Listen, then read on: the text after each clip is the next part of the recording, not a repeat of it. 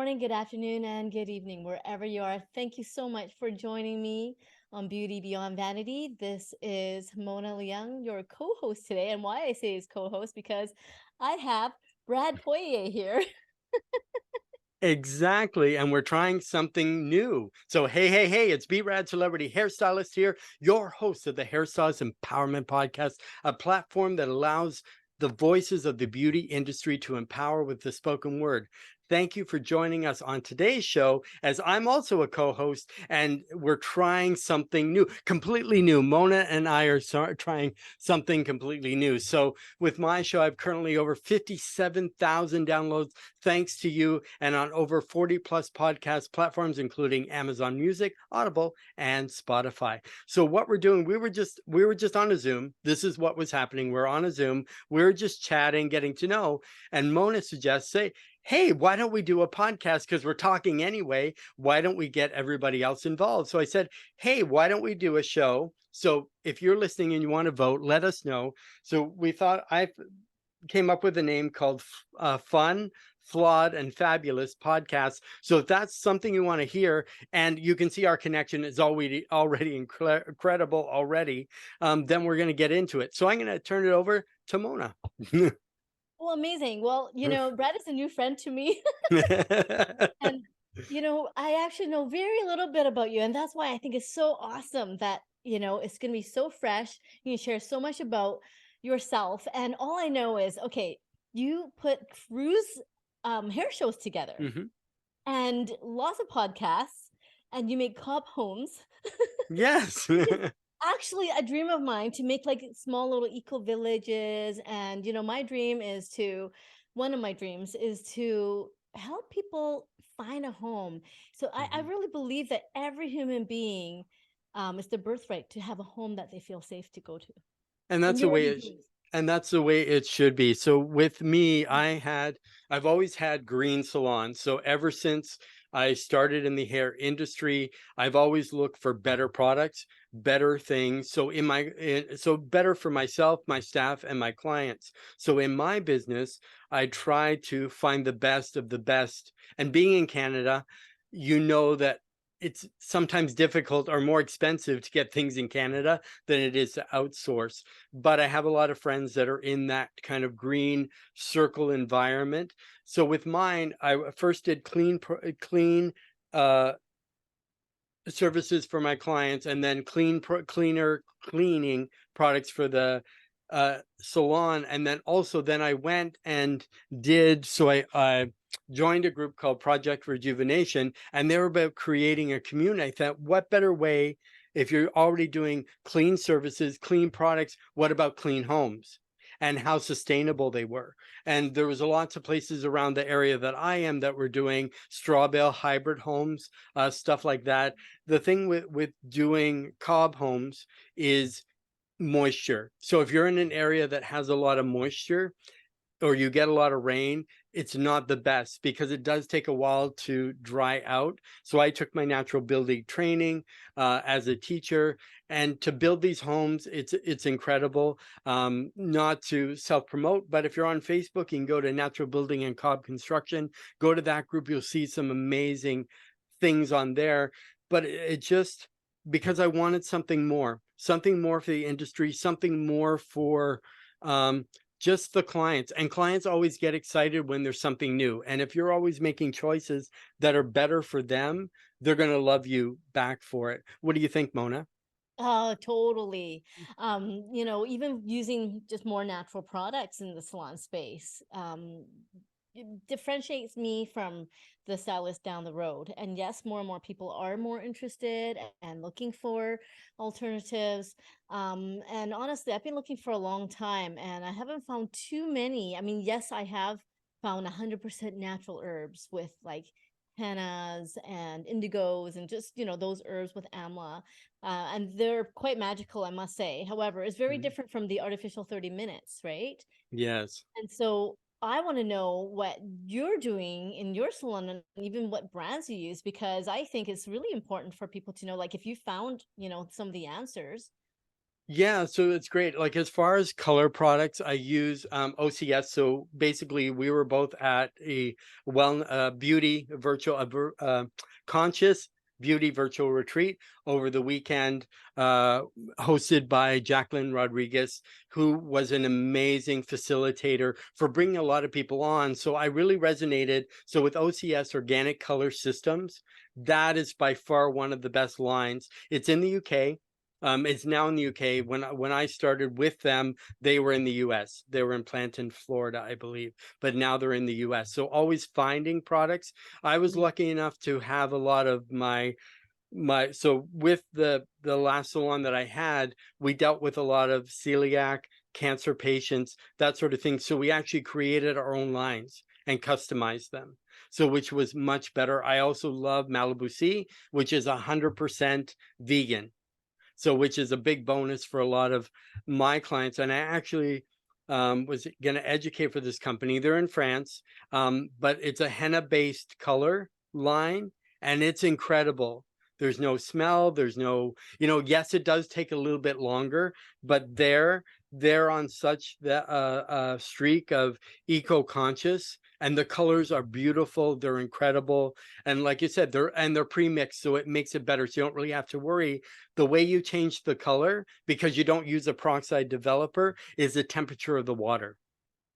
So the hotter the water, the warmer the water, the more red tones you're going to get. The cooler the water, the more ash tones you're going to get, because you're not opening that powder up. But yeah, to show it's incredible. There's so much there, and I think we all have products we like. We all have products, but I always search for. I tend not to go for buzzwords, because buzzwords, you can still have organic products with a ton of junk in them. So you have Mhm. to really know, or you could look in the health food store and they say organic color, but basically it's the same as drugstore color with all the metallic salt dyes and all that kind of stuff. And then they put one drop of organic oil in it and call it organic, right? So it's kind of Go deceptive in the crazy. way that you think it's going to be healthier, you think it's going to be better for you, but in the long run, it's not. Like, yes, they charge more, but I could drop in organic oil, if I went and ran to the drugstore and purchase something. But I think we have to really know, what do these words mean? Eco certified, green, clean, bio, like all those stuff that everybody gets on a buzzword. It's when oat bran was really big, and then oat bran, they put oat, so oat bran is supposed to reduce your cholesterol and things like that, so they started putting oat bran in everything, in your snacks and your things, and your didn't really make it better. You're still getting all the junk. See, once you put something good in already something bad, it's not always going to make it that much better, sort Mhm. of thing. But those are some of the ones that I like. But to me, it's like, do your research, and that's the best way to go. Yeah. And does it even lighten the colors and everything too? They Like, do have blondes. people Yeah, ask, they do have blondes as well. Off camera, we can talk a lot more about it. I'm fully trained in it. I'm a full educator on it. I have the well, product here. Yeah. Um, I could even I was just wondering, is it like a normal brand in a sense where people can go to instead of anything else? Mhm. Like, it lifts two levels, three levels, five levels, or is it more like a henna where it deposits? This more deposits, but they do have a blonde line. So there's a level 1, and then there's a level 2. So your blonding is your level 2 for training, and then your level 1 is your. If I can turn my camera off for a minute, and if you want to chat to the audience, I can grab it really quickly and show you. Yes, Okay, that'd be let's do amazing. this. Let's do this. Okay, so I have been looking all over the world and, for these more natural products. And usually, I have to use the artificially good products because it doesn't lift what I want, and it doesn't meet the demands for hairdressers and for our clients. So that's why I been looking. And so, I mean, these brands are closer, and I've used so many different ones that are so close. So at least we can get closer. I figured if we can fly to the moon and Mars and all that out of space, why can't we discover a natural hair color?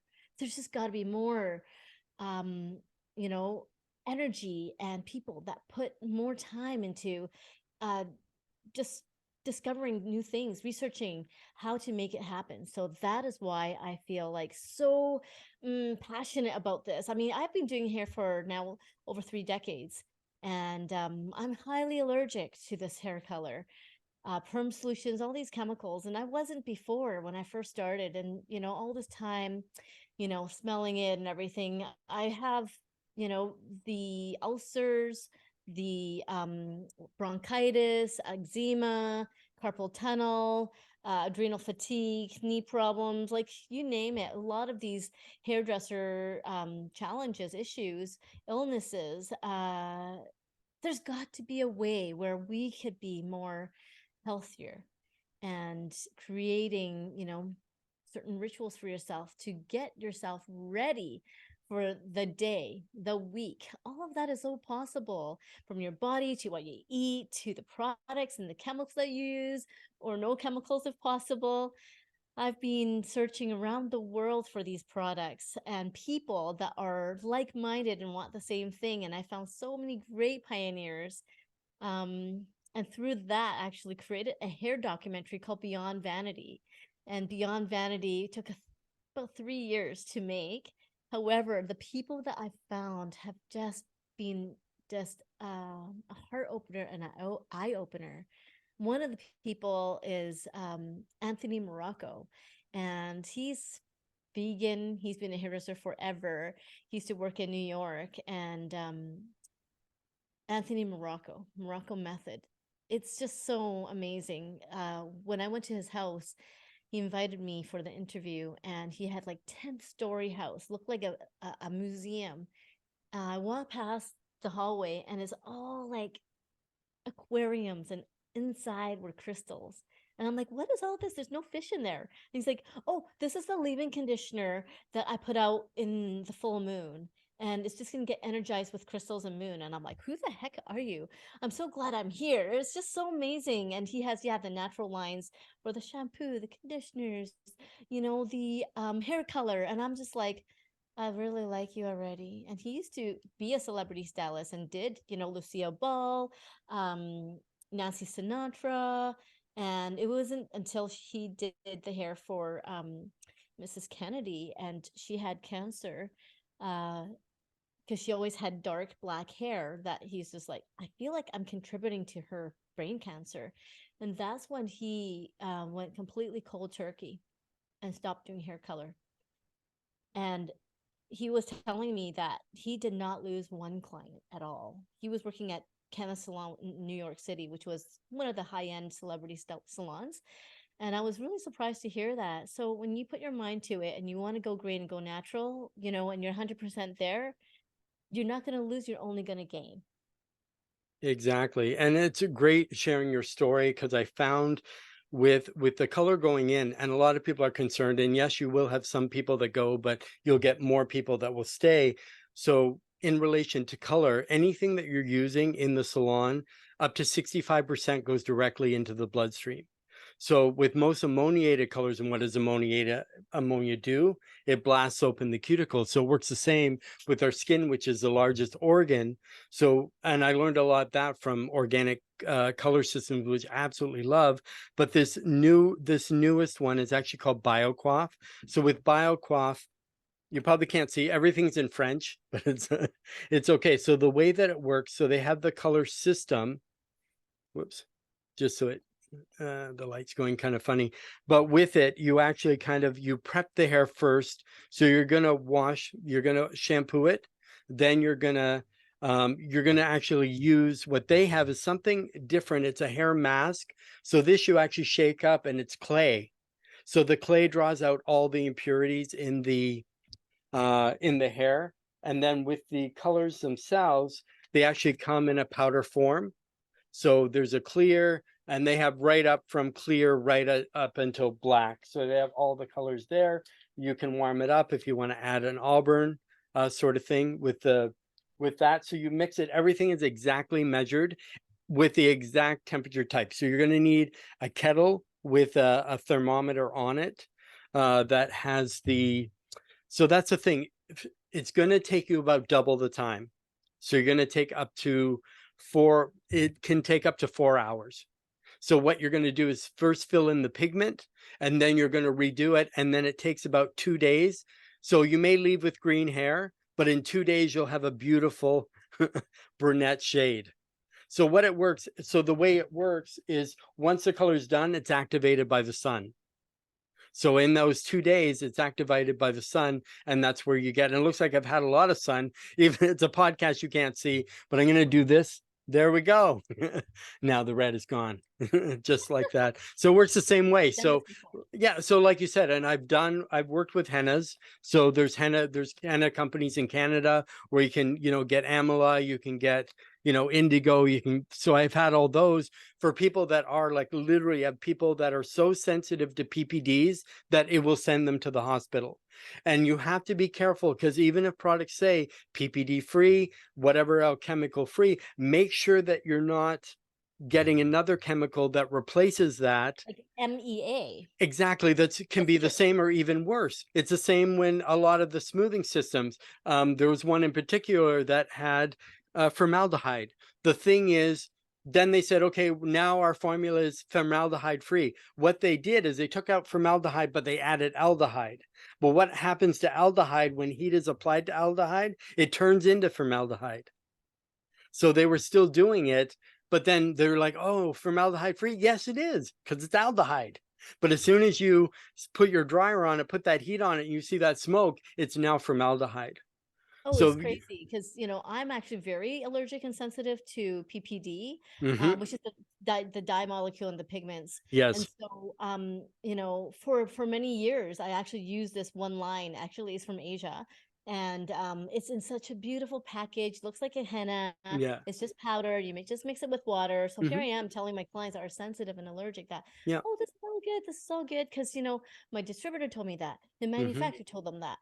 So we don't know like who's actually knows what they're saying, but I just believe my people mhm, that's been selling to me for many years. And yes, so later on I'm like, oh, okay, I'm just going to darken my hair back a little bit. I don't really ever touch my scalp with color because mhm, I'm so sensitive. I only yes, do very little and like maybe once a year.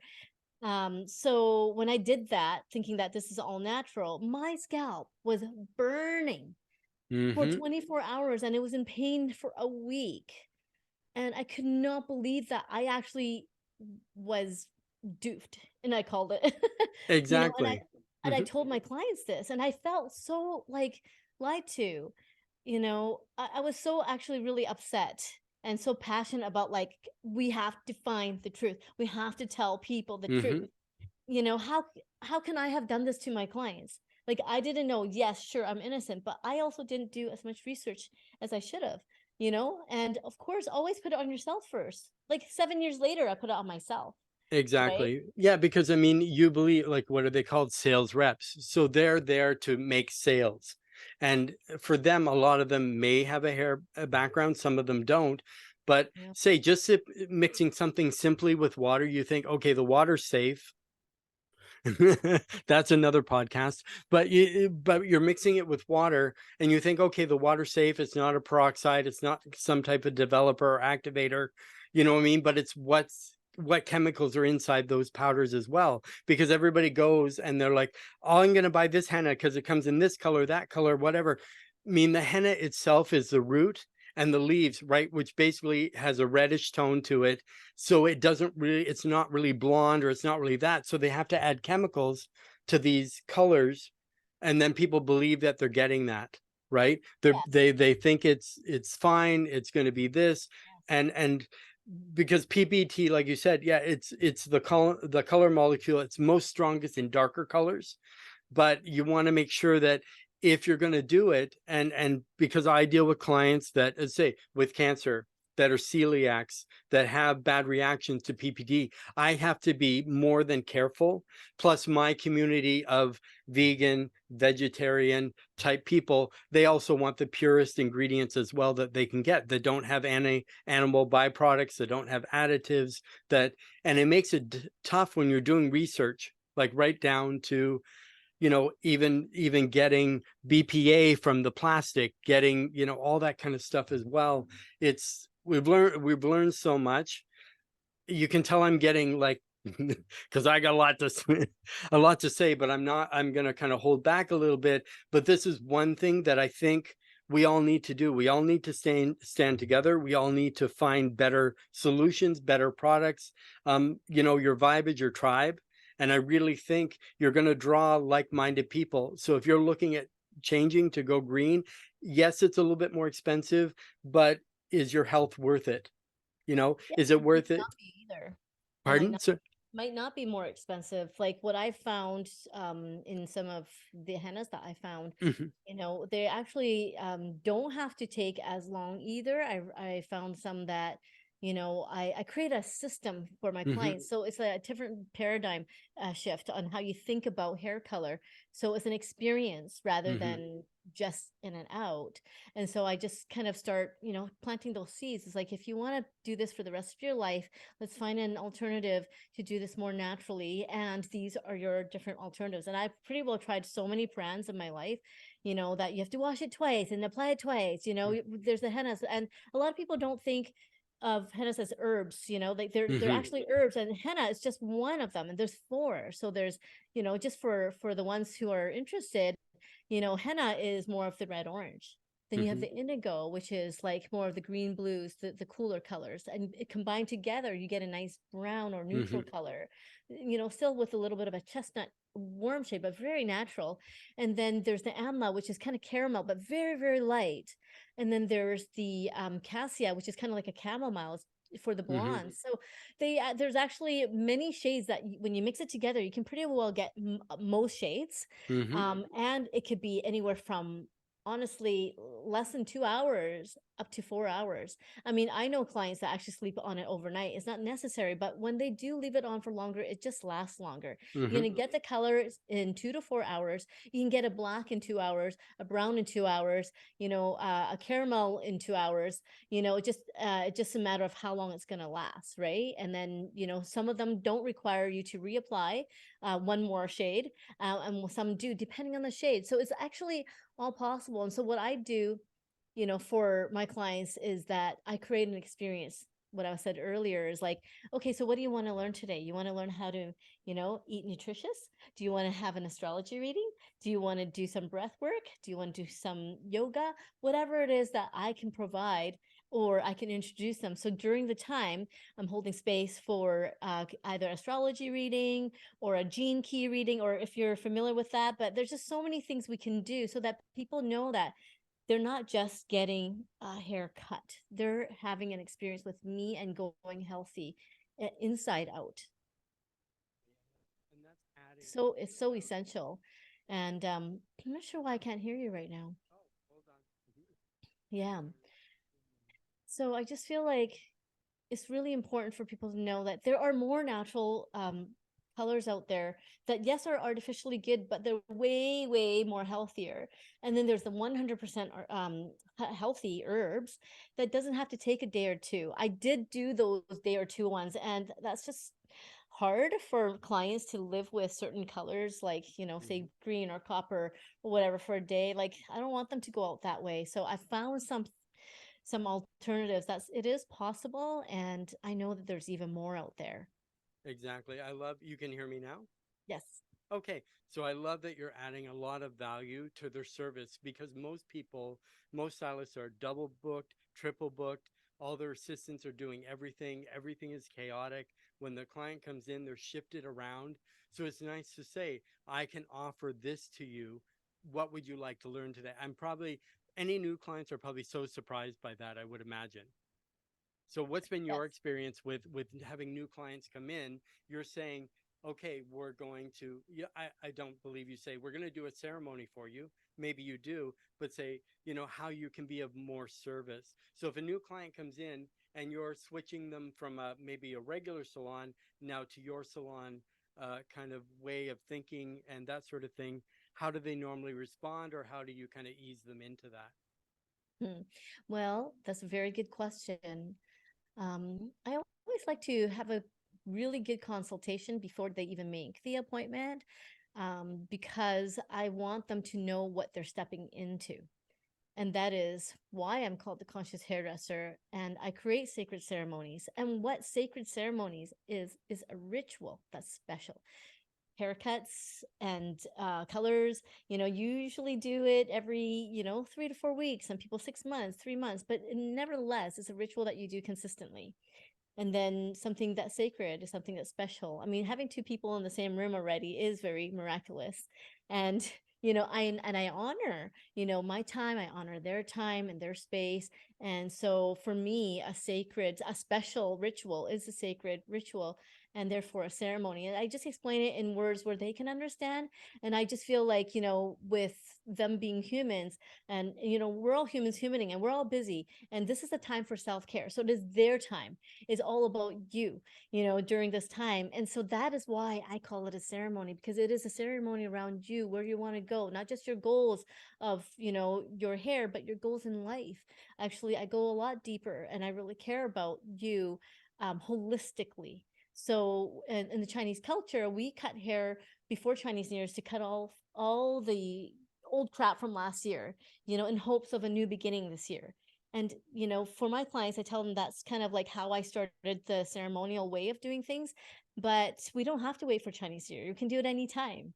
And especially during, say, like solstice or moon times, where the moon is doing something really special within our bodies that some of us are not even conscious of. But I know there's something happening, and you know what? It could be a thing or not. It doesn't matter. We're gonna create special days and times. Once you're here, it's already that miracle, and that is why I call it a ceremony for whatever it is. And I actually have names for all my different ceremonies that they come to, so they know that they're going to someone that specializes in what it is that is what they call hair. And if you have a heart problem, you're not going to just go to a GP. You're going to go to a heart specialist, right? And so for you, finding that balance with your hair, expressing your outside with your inside, and evoking your inner truth to your outer appearance, that's kind of what I do and love to do. Yeah, that's so amazing. And I think whenever we let go, because that's a big thing, is letting go and getting rid of the old, that should be celebrated. Because a lot of us just want to hang on to like everything, hang on to emotions, hang on to stuff, hang on to. Um, I know you talked a little bit earlier, but I'm so excited about your movie, your documentary, the where you go around, you travel, and you talk to all these different salon owners and what they do and how different it is. What was it like going on that journey with your partner from, from place to place? A lot of the places I love because I've been, brought back a lot of memories for me. But I think you kind of feel it when you're in Sedona. I don't know. For me, I feel it.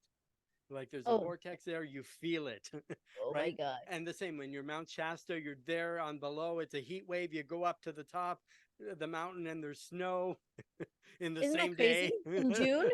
In June? Exactly. So what inspired you to make a movie? Why did you think a movie was needed for the industry? Well, it was not really a mind thing that I wanted to make a movie. It was more so I felt like it was a calling. We have been working one on one for a long time as hairdressers, and now I feel like it's time to do it in a massive way. And that's why, I thought of a movie. And in the movie you'll see I'm walking a labyrinth, and it was a dream that I had a cousin that passed away. And this cousin, actually wasn't a dream, but in the movie I called it a dream. But it was this true walk that I was doing in Mount Shasta, and I'm like, how am I going to walk the rest of my life? While I was walking this labyrinth.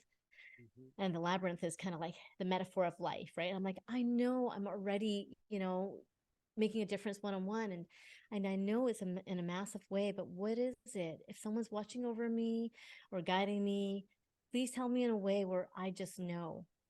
And I actually really heard the voice of my cousin. And that's why I went to Shasta to begin with, because I was grieving over her, and it was only 3 or 4 months. And usually I'm like crying when I'm talking about this part, but it's been 4 years already, actually. And I just heard her voice, and she said, Mona, it's time to put your dreams into action. And I was just like 2 seconds later, but I'm a hairdresser. I don't know how to make a movie. Yeah. And then 2 seconds later, this whole atmosphere of grace just kind of came upon me. And it was just like, I don't need to know how to make a movie. I just trust. Mhm. And from And that day on, I started writing.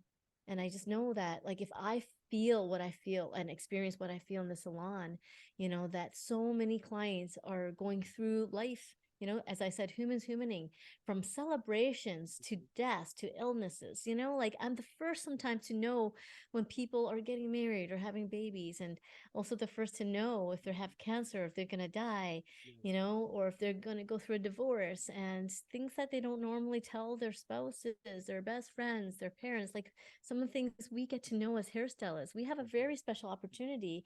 And I really believe that we are like earth angels disguised as hairdressers Mhm. that are doing some really amazing deep services. And even just the transformation is very healing.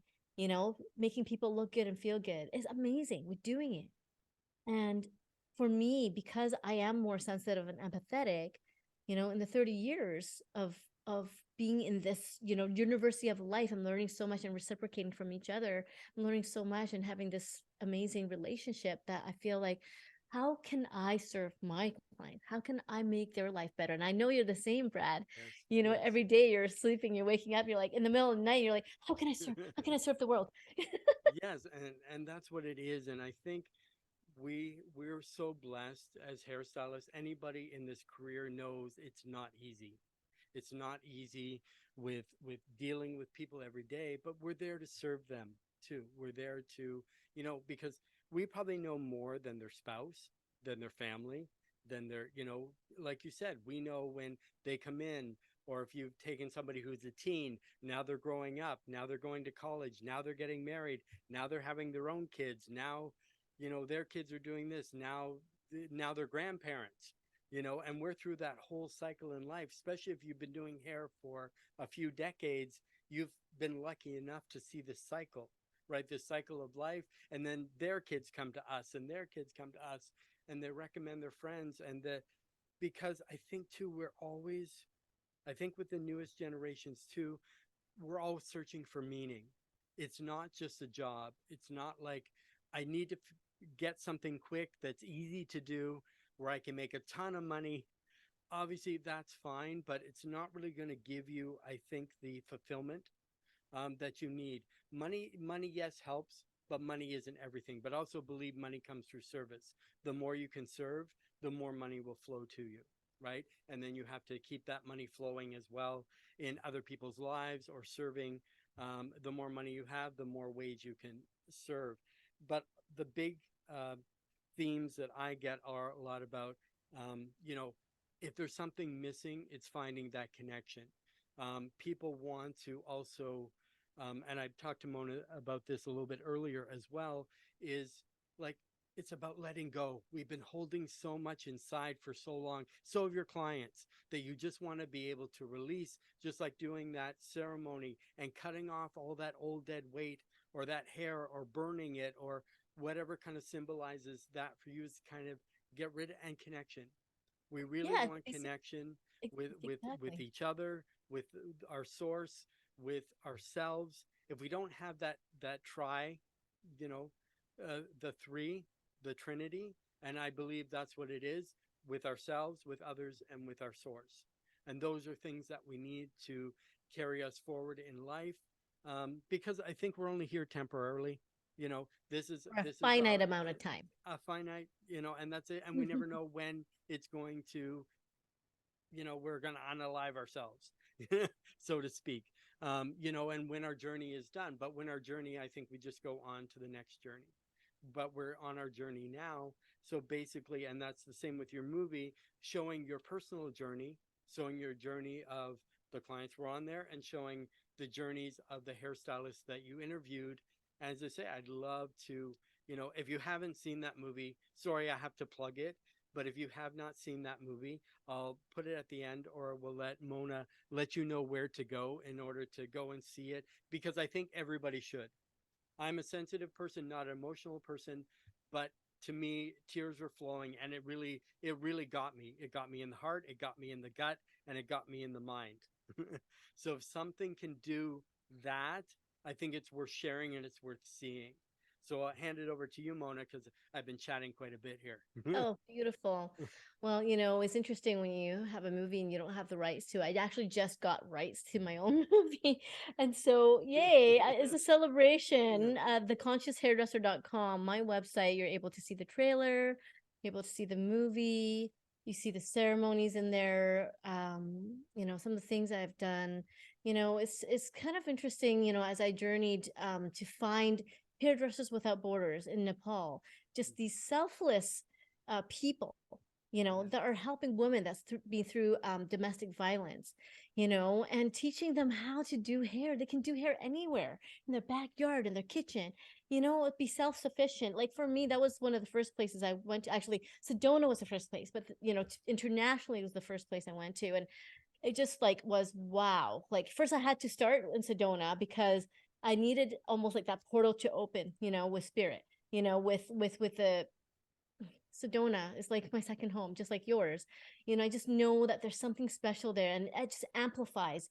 People say underneath all the red rocks is quartz crystal, and Yes. everything amplifies 10 times. I'm like, this is a perfect place to start. And plus, I met Lisa Hunter there, which is, one of the stylists that both her parents passed away of cancer, and they were both hairstylists, and she was very sick. And eventually, 15 years, she went back into work using all natural, or at least 95% natural products, working with her clients, creating experiences and concepts that, they come back to her year after year.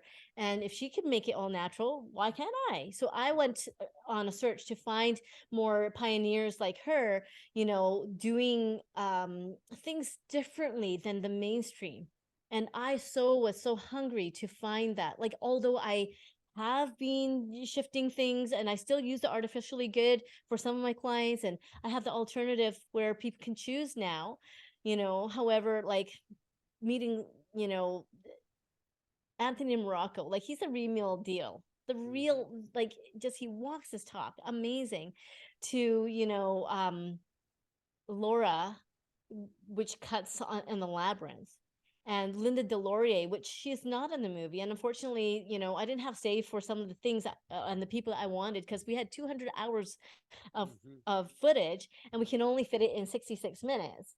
And so Linda is like a trichotillomania specialist. She's written 7 books, and she talks all over Europe about, astrology. She's an astrologist. Mhm. She's homeopathic practitioner, just so much. She's just full of knowledge that I'm just like, huh.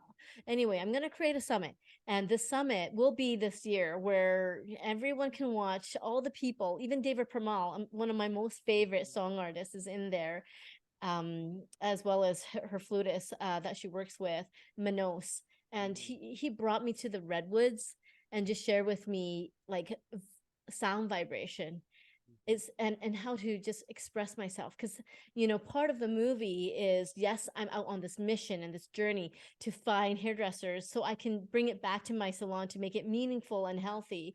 Yet the other part of the story is finding myself and my voice. And before making the movie, my idea was just to find hairdressers and interview them and be behind the camera. Mhm. And my team, they're like, well, you're the best person to tell a story. I'm like, oh, no, no, no, I don't want to be in front. I was so scared, and I still am. And I'm just like a learned Yeah. extrovert, right? Mhm. And so now I'm really practicing, and that's why these are one of my first episodes, for this podcast. And I want to thank you for, being a part of my, the sidekick of mine, because it means a lot to me when I'm just like, I feel like birthing my voice. Exactly. And I think this is maybe the next level of the journey, or next level, as I say, like trying something new. Don't be afraid to try something new. What we're doing is you're actually getting the bonus of hearing 2 podcasts at the same time. And nobody's done that. We've had co hosts, but we've never had like the Hairstylist Empowerment Podcast and Beauty Beyond Vanity, merged together. I hope everybody's learning a lot. Write us if you have lots of questions, that sort of thing. Bring them in. But as I say, like Mona says, there's a summit coming up. And I think what it is being really accountable. And when you have a partner that's able to do that and say, hey, remember when you put this intention out there? Did you follow up on it? So and say, reach out to Mona, let her know, hey, I'm interested in your summit. Let me get on your list. Whenever you have it, I'm ready to go. And then it's ready to go. And we have some other things in the work. As I say, even if you want to hear us on the fun, flawed, and fabulous, I think that would be great as well. I think we have a journey that we offer. So with my, it's funny because my podcast, gives a voice for the beauty industry. And here you are, you're saying you're finding your voice and you're letting it to, so you're kind of leading into what my kind of show does, which allows the voice for the industry. And I think that's what it is. As hairdressers, we're great listeners, or we should be, but we also have our voice too that needs to be expressed and put out there. And you took your movie, you thought it was going to be one thing, but it ended up being a journey as well for yourself of things that you never thought of. I've never seen I've never seen more hair cutting in a 1 hour movie. You have to watch the movie to see what I mean.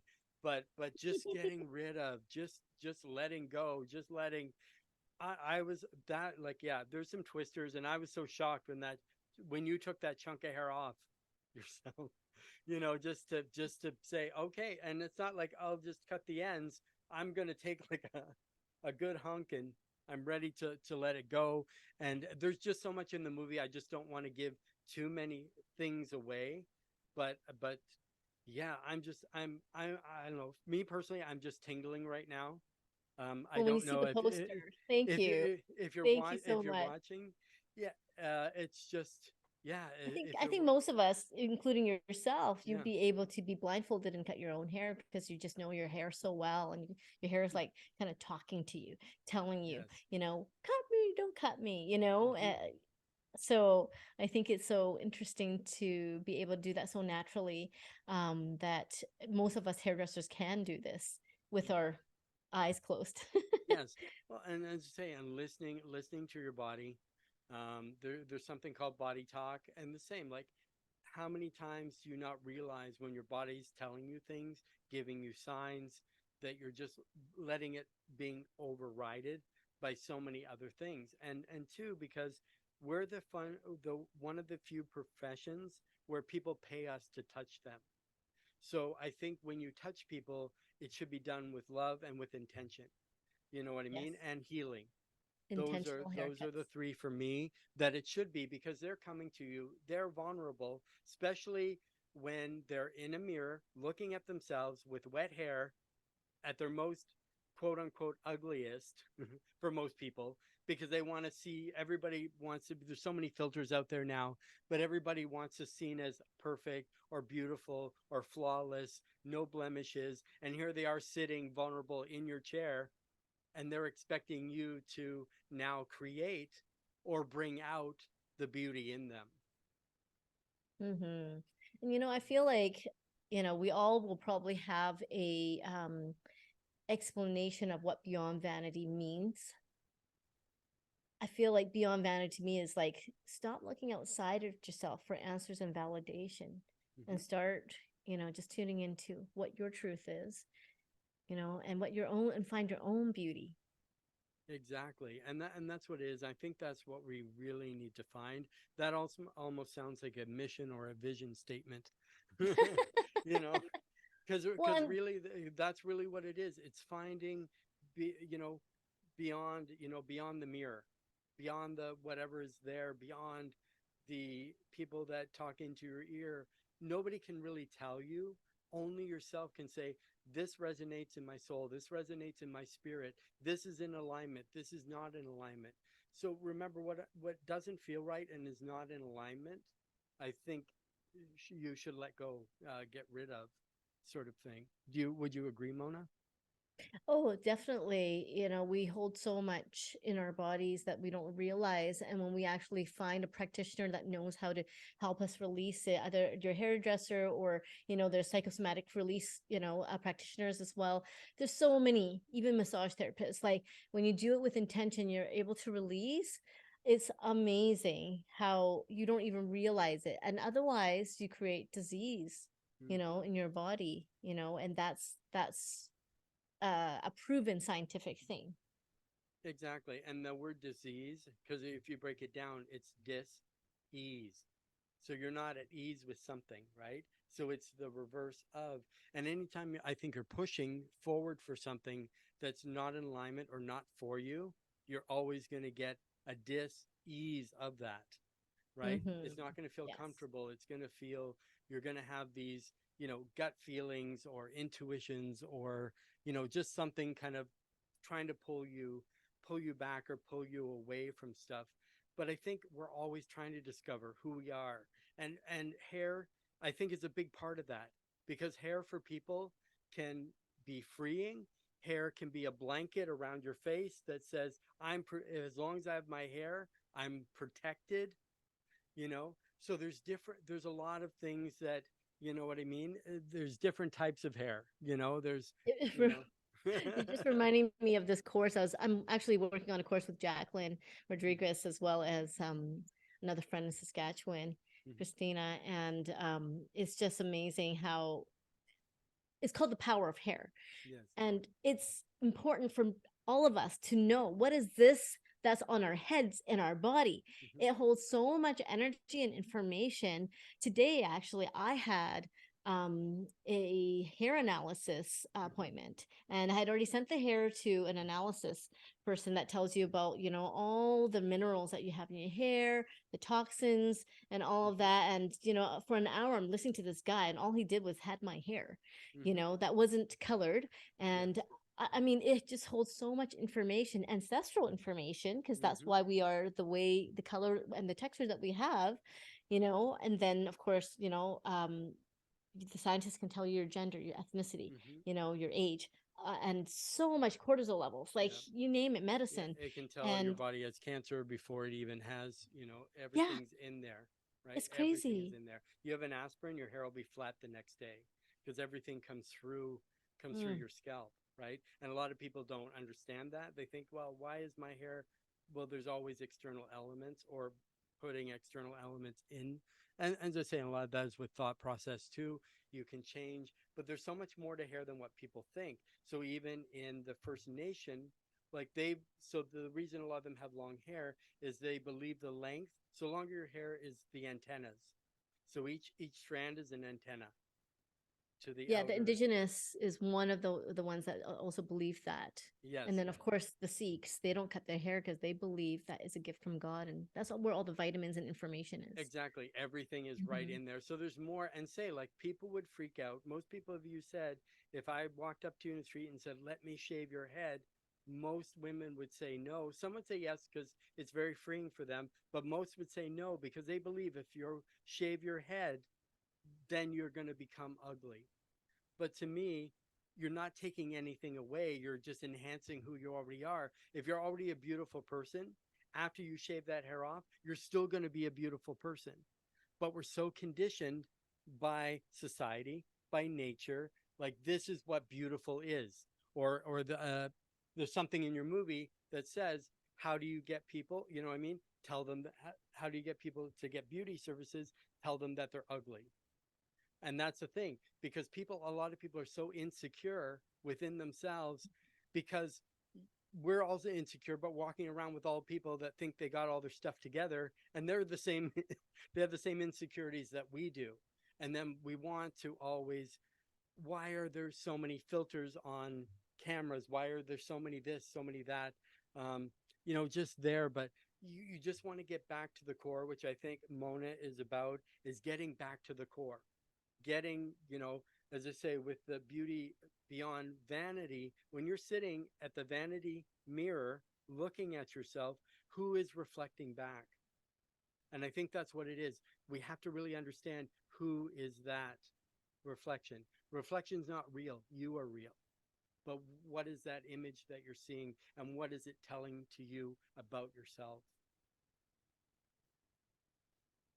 Well, it's crazy because, in the movie, nobody knows this, but I actually wasn't planning to get filmed with that particular part. It was my own 3-day retreat with my shamanic teacher where, I just wanted to learn more about myself. And so part of the 3-day was every day for 3 hours, I sit in front of in front of the mirror.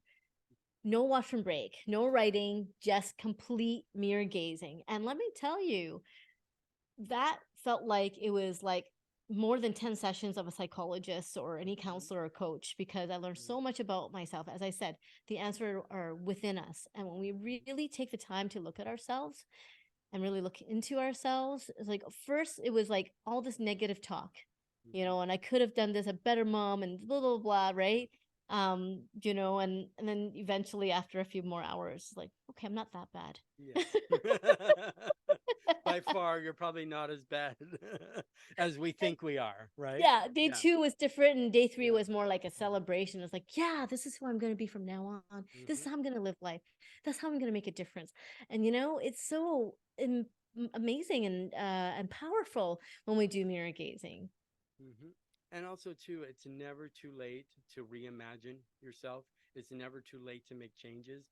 Just because you were who you were for 30 years doesn't mean you have to continue being that person just to make other people happy because that's how they see you. And then you live your own life in torment, mental torment. It's just kind of, don't be afraid to, I think it's just taking that first step. Or as I say, your vibe your vibe is your tribe. Find people that you feel comfortable with. Find people that you don't have to walk on eggshells around. Find people that you can just totally, when is the last time anybody was totally free, like felt they were totally free? Like with Mona, I feel I'm totally free. I'm not censoring myself. I'm not thinking she's going to think I'm an idiot because I'm saying stuff that's woo woo or woohoo or woohoo. So, and you can take woo, so you can do life and say, okay, that's a little bit odd. Either you can try it, embrace it, or say, woohoo, I found what works for me. I found what the only, I think the scariest part is always the doing part, not the actual action, but it's to get yourself to do the doing part, right? But everything needs action. Steps in action. Everything requires action. I believe Mona talked about this a little bit on the retreat that we were on. You need action steps, and if you're not willing to take any action steps, because in the movie you asked, this was, I believe, the last client that you were doing, and you said, what intention would you like to set, which is action for yourself, before we start this ceremony, right? And the client said what her intents were. But we don't think we really, and I don't think any client has ever been asked, what is your intention, or what is your expectation of this service that I'm doing for you, which is totally new. And I think that's why we need to change. Um, and that's why I think this is something important to start right at the school level. Like, get into the Yes. schools, how to connect, how to embrace, how to, you know, I think there's so many parts that, and if the schools won't embrace it, then offer something that there's a place where they can go, or like these retreats, or as I say, like the cruise events I do, or as I say, the online virtual events, or the in person events that Mona does. I think it's important to get aligned. And the nice thing with all of these, they're all intimate. You're not going to be with 500 other people and then they're saying, okay, tell us your stuff. What's the first thing that you do? You seize up. You're like, because as soon as I say something, people are going to judge me. But what really happens is, as soon as you tell your story, people are like, yeah, I thought I was the only one that felt that way. Hey, that person I can really relate to. I really want to connect with that person because they're just like me. And how many times, and just from being scared, right? And if you take that gift away from those people of hearing your story, you're doing a disservice to yourself and to them. That's what I believe. Mona? Oh, definitely. And I love to turn this back to you as well as like, you know, you're talking about people and who you choose. Like, how do you tell me more about your cruises and like how do you choose the people that gets to speak on your cruises or, you know, and how people know about it? Yeah, so every cruise, I've been doing it about 7 years. Obviously, during the lockdowns and COVID, we didn't have them. But I think that's what people were really looking for. They wanted connection, they wanted in person, but they didn't really want a huge, huge event. Like there's lots of share shows and that kind of stuff going on Mhm. now. But with my events, I like them more intimate. So it's not big crowds. Every day that you wake up, you're in a different destination. Anytime you wake up, it always changes your mindset. So, and if you're doing yoga on the beach or you're doing, you know, um, say meditation, the cruise that we just went on with Virgin Voyages, if you're about sustainability, they're one of the most sustainable cruise lines that's out there. There's no single use plastics. They offer yoga, meditation, um, Pilates classes, and like everything's included. So when you're on board, you don't have to really um, worry about anything. And that's what I want. So when people come on, they don't have to worry about anything. So as far as educators, number one, I have to make sure that they resonate with my spirit and I have a good gut feeling about people. But also with educators, I also have to make sure they can fit into the family or network or, you know what I mean, of the whole entire group. So it's not, there are a lot of great educators, but they may not be great at connecting with other people.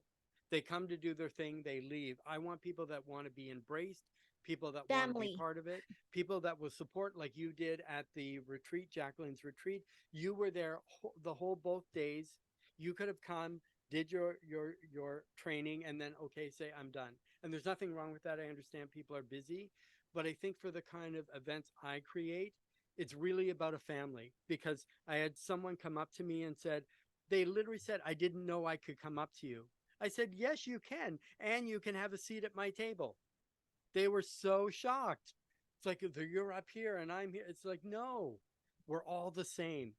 We're all the same. It makes no difference. And of course, they did. I'm going to have this person on one of my upcoming because this person has a incredible, incredible story about their journey about transformation. But that's why I'm saying, like, a lot of people keep it like, here's the main speakers, they're way up here, we're just guests, and but they and the thing is, the educators really loved it because it was so intimate. They really got time to really get to know the people that were attending. And I think that's what it is. You want to know everybody that's there. And if you don't utilize, and I'm not saying try, if there's 100 people there, try to meet all 100 people, but even select a couple of people who you think you would resonate with and you know, see what happens, like what's happening today on the show. We were both on the same event. We never knew each other prior to this. You know what I mean? We've maybe met once after that, and now today we're doing a co-show. Like, how about that? like which is wild because I could have said, oh, I'm afraid, I don't want to talk to anybody, I don't want to do anything. Same with Mona, because we're just chatting and she's like, hey, let's do a show. Or she's like, hey, why don't we do a podcast? I'm like, yeah, let's go for it. And here we are. And as you can tell, we like to talk. I know. I mean, gosh, this is an hour and I'm like, oh, we're supposed to do 15, 20 minutes. Like, Yeah, but we'll we could probably be wrap talking up. But if forever. you want to hear more from us, Mhm. then let us know and we'll definitely create more because I believe the hour, because most attention spans now are like 15, 20 seconds. So if you've listened the whole hour, I commend you. Namaste. You know, Exactly. but I think like with both of us, we have so much to offer. And this is not boasting, but it's about sharing. It's about sharing who we are as people, being real, saying, I cried, I had fear, I'm normal, I'm flawed. We are all flawed. So don't think that we're perfect, even though we look perfect.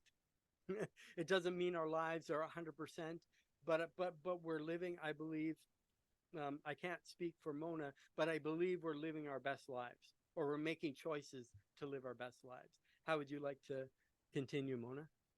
Well, you know, it's interesting when you say best lives because, like, you know, yeah, I feel like, you know, life is great. I just feel like our maybe if you want to call it society, has always told us, we need to be the best or be better. And so when we get to a pretty good place, it's like we still need to get better. So sometimes I don't feel like I know when to stop. So most of us feel like we're just never gonna be enough. So I now tell my clients and my friends is like, let's just have a a better day than yesterday, or let's just feel good about today. I don't need to strive for the best. I just want to enjoy and have fun every day and be present and just be in love and just feel the light, because the Exactly. light is what is connects all of us. We have light within our body, and connected to your light and everybody else's light, and the light that is unseen.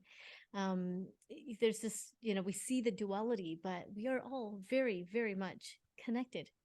Of course, and that's exactly the way it is. And as I say, choosing the best life. Like for me, I set the bar really low. Even though you'd say, how can be that? He's got a list of this, of what he's accomplished. To me, if I wake up in the morning, I've already accomplished something. So it's like I woke up, it's gonna, so that to me entitles me to a great day. If I don't Yeah. wake up, it's still gonna be a great day, I believe. So like that sort of thing. And like you say, be better than you were yesterday. These spirits of comparison, these spirits of um uh what is it? When you always have to be better, you always have to be better. I'm trying to think of it, but it's a spirit that's on us that we don't really need, because nobody perfectionism. So if you get that spirit of Perfectionist. perfectionism on you, that's the worst spirit you can have, and the one of comparison. Don't compare yourself to anyone else, and because you're never going to be perfect, so don't get into that cycle. Embrace who you Yes. are in this moment. Yeah.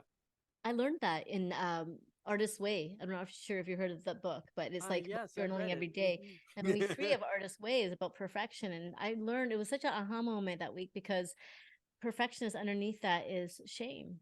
Hmm. Yeah. And I actually related it back to, like, my Chinese parents, coming home with, C pluses and B's. I'm not an Yeah. academic, I'm more of an artist. And they're like, well, where's the B's and the A's?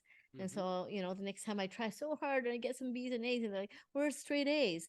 And Exactly. it's just like, well, I guess I'm just never going to be good enough. Hmm. And I'm always striving to be better and better so that I can show my parents that I'm good enough, right? Exactly. And even with the A's, and where's the A plus? But the thing is, what you're Yes, being release. graded on is your ability. It's not really intelligence, it's your ability to memorize what they're kind of teaching you. Because most of that stuff in school, this is a whole other program, but most of that stuff in school, how much algebra do you use like in today? How much like Our next one, let's talk about school. Cool. Oh, that's going to be a hot Yes, topic.